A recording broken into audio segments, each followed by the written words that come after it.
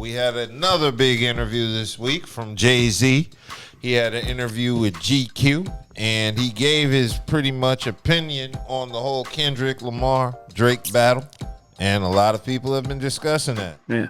I have to ask you this only as a participant, and You don't have to give a disclaimer first. well, I'm just saying, as someone who was part of probably the genre's biggest rap beef, Well, until now.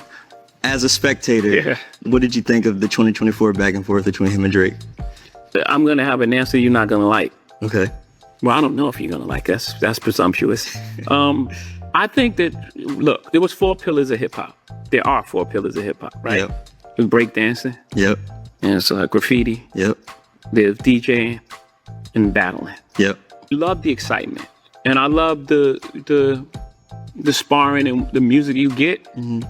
But in this day and age, it's so much negative stuff that comes with it.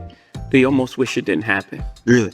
Yeah, because it's almost like it's a final thing. Now people that like Kendrick hate Drake. Yeah. No matter what he makes, no matter what he says, and it goes far too. It's like attack on his character and his thing and it's like, I don't know if I love that. Yeah. I don't know if it's helpful to our growth.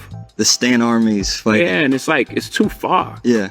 It's like bringing kids in it. Yeah. And it's like, I don't like that. I don't know if battling needs to be part of the culture anymore. Interesting.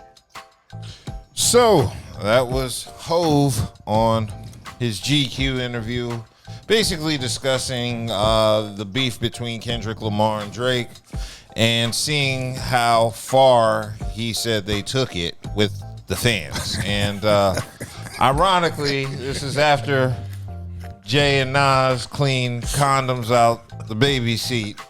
You know, we're not talking about people's kids and families no more. So I just think Jay is experiencing a symptom of the internet, because what he's talking about with fans trying to destroy the other artists because they don't like him is the same thing that happens in politics and sports. You have LeBron fans and Jordan fans who try to tear each other down. Hell, he know between him and Nas.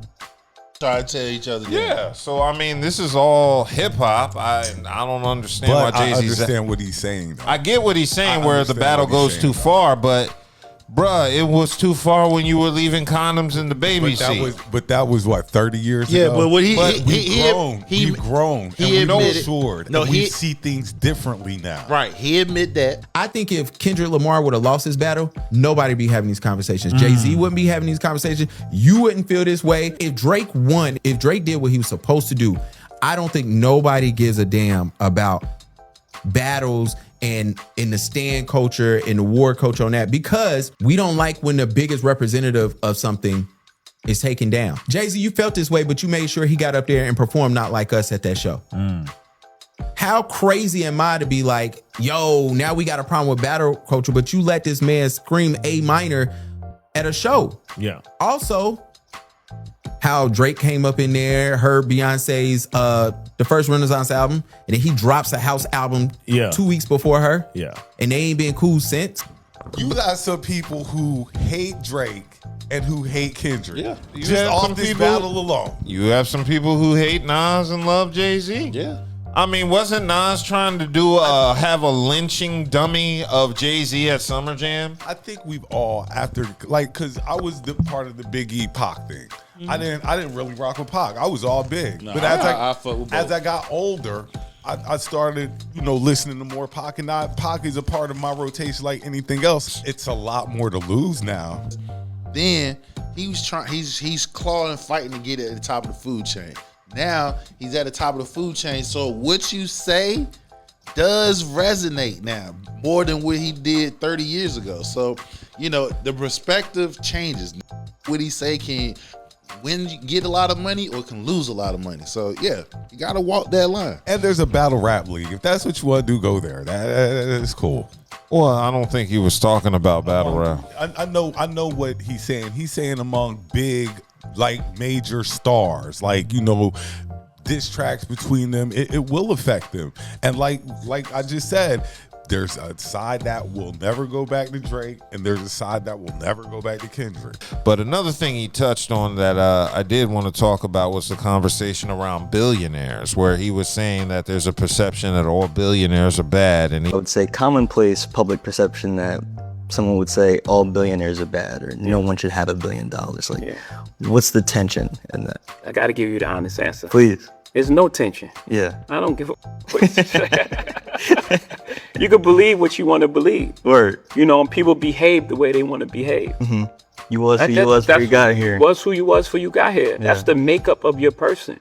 he was saying that came from dealing with white privilege, where he said for the longest white people have been able to get money and nobody had a problem with it. The minute black man and other people get money, all of a sudden there's all these conspiracies and ill intent around billionaires now. The Illuminati. Yeah. The Illuminati in the picture once you reach a certain stage.